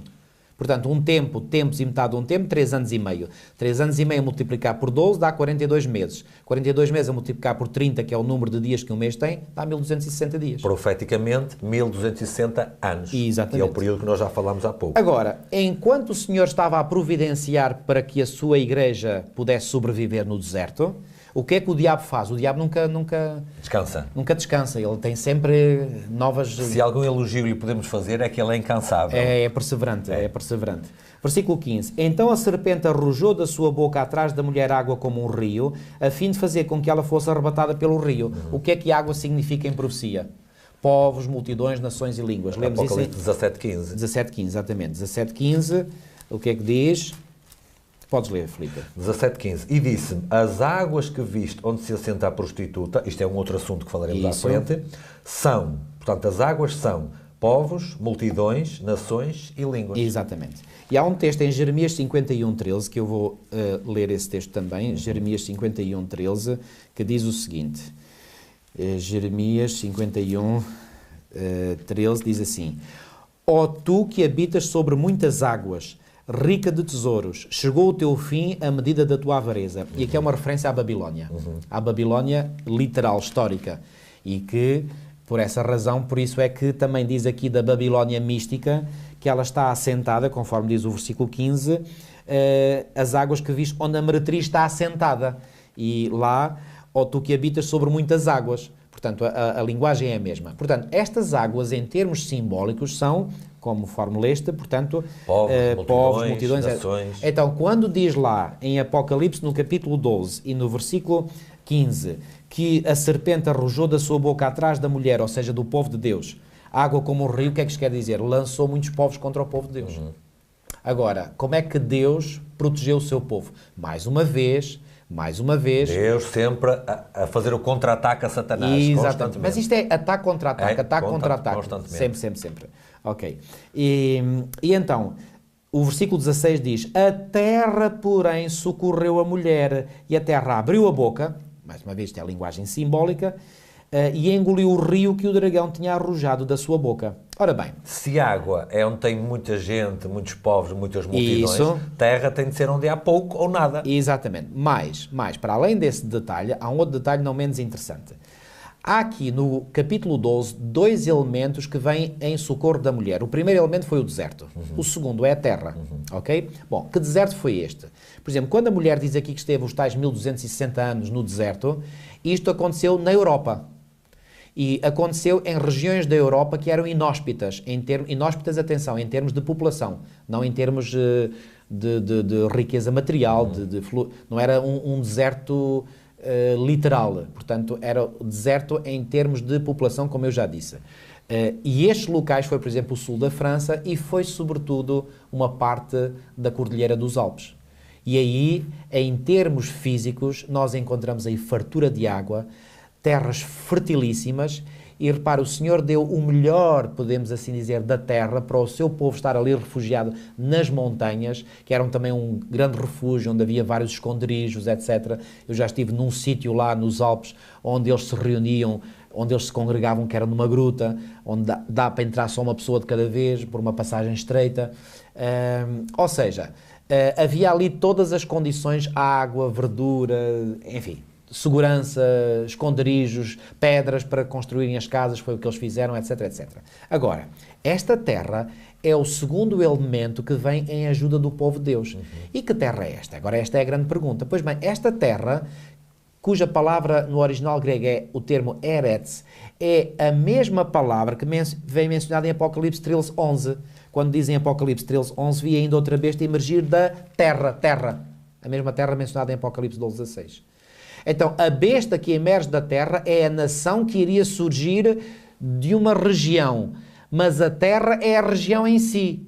Então, esta terra, nós interpretamos que é o novo mundo para onde muitos do povo de Deus que viviam aqui na Europa, que era o continente mais populoso na época, era o continente... O centro do mundo, Era o centro do mundo, era o centro do cristianismo, era onde estava a maioria, a esmagadora maioria, para não dizer quase todos do povo de Deus, estavam aqui, não nem todos, porque havia também povo de Deus na Etiópia, havia em outras partes, na Índia, etc. Mas o centro do mundo nevrálgico era a Europa. Era a Europa.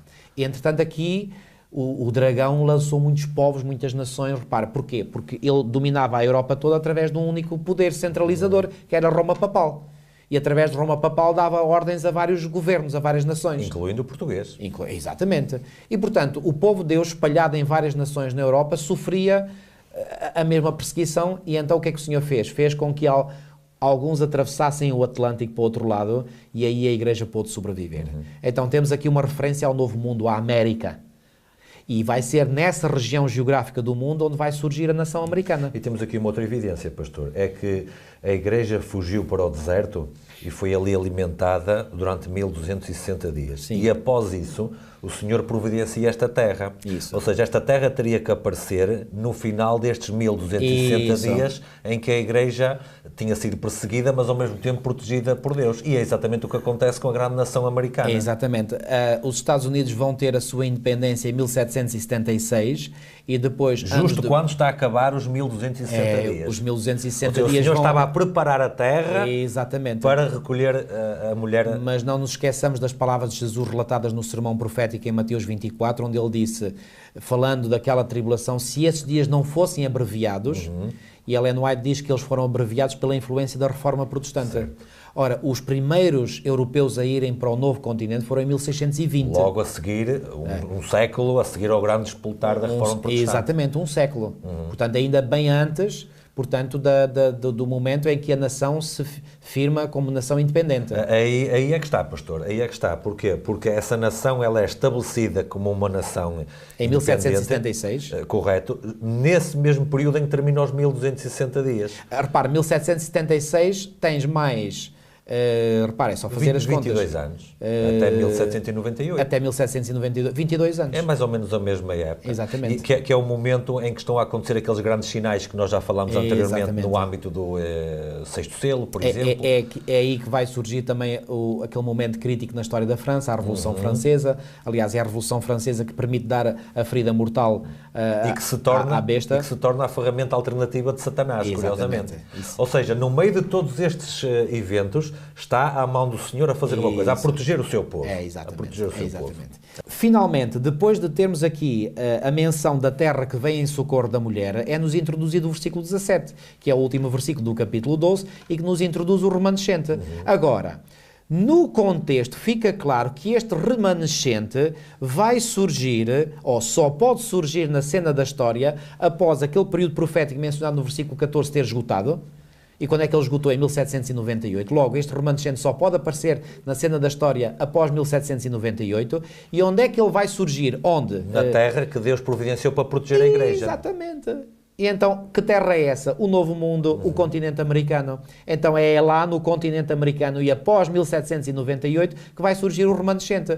Estamos na pista certa, sim ou não? Claro, estamos aqui na pista que nos vai levar ao remanescente final.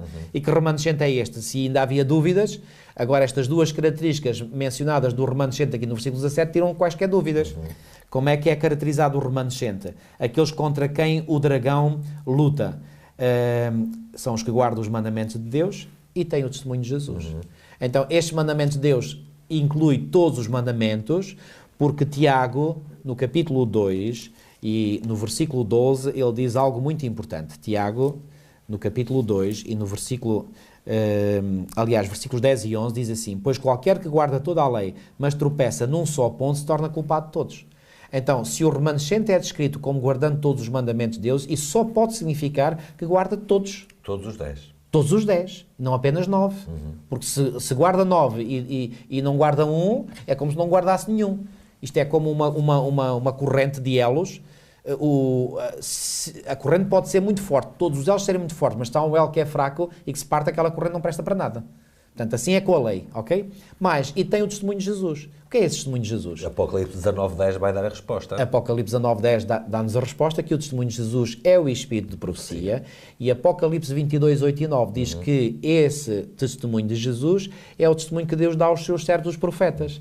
Então quer dizer que no seio do remanescente, um remanescente que guardaria e ensinaria a guardar todos os mandamentos, todos, incluindo o quarto, que é o mais rejeitado na cristandade, e teria no seu seio um profeta. A manifestação do Espírito de Profecia. A manifestação do Espírito de Profecia. E surgiria após o final dos 1260 E surgiria dias, nos Estados Unidos da América. Nos Estados Unidos da América. Então, isto tudo bate certo. Isto é absolutamente Para que não fascinante. deixe dúvidas nenhumas, o Senhor está a profetizar aqui através de João o surgimento do movimento adventista. Exatamente. E da Igreja Então, Adventista. Já é a segunda vez no livro do Apocalipse que nós vemos a Igreja Adventista profetizada. Filipe, eu pessoalmente, e com base neste estudo que nós acabamos aqui de apresentar, eu não tenho a mínima das mínimas dúvidas de que a Igreja Adventista do Sétimo Dia não é uma igreja como outra qualquer. É uma igreja que foi suscitada pelo próprio Deus e num momento bem específico da história em resposta a um cumprimento profético. Não há qualquer dúvida sobre isso. Agora, o versículo 17 do capítulo 12 diz que o dragão foi pelejar contra o restante. A Bíblia ACF, Almeida Corrigida Fiel, diz mesmo o remanescente. E agora a grande questão é, como é que o dragão vai especificamente pelejar contra esse remanescente? Pois bem, o capítulo 13, que iremos ver na próxima semana, dá-nos a resposta. O dragão vai usar 2 grandes poderes para, com esses 2 grandes poderes, lançar o último ataque contra o remanescente final. E esses 2 grandes poderes é o poder representado pela besta que sobe do mar e pela besta que sobe da terra. Que estudaremos na próxima semana. Exatamente. Acho que foi um estudo bom para começar a analisar o coração do livro do Apocalipse e continuaremos na próxima semana. Exatamente. Vamos terminar com uma oração. Okay. Senhor nosso Deus, nós te agradecemos pelo tempo que passamos aqui, pela dedicação e pelo esforço que há em perceber aquilo que a Escritura diz para nós hoje, Senhor. Que tu nos animes a continuar com esta dedicação, que tu nos animes a continuar com esta vontade de perceber as mensagens importantes e críticas que a Bíblia tem para o tempo em que nós vivemos, Senhor. Permite, Senhor, que aqueles que ouviram possam ter aprendido algo de novo para as suas vidas, Senhor. Amém, Senhor. Que os permita perceber a mensagem central da Bíblia, do grande conflito, os atores em cena e principalmente de que lado devem ficar. Amém, Senhor. Que a tua bênção fique com cada um e que nos fortaleças para este tempo em que vivemos. É o que te pedimos e agradecemos em nome de Jesus. Amém. Amém. Nós voltamos na próxima semana com o estudo de Apocalipse 13. Até mais.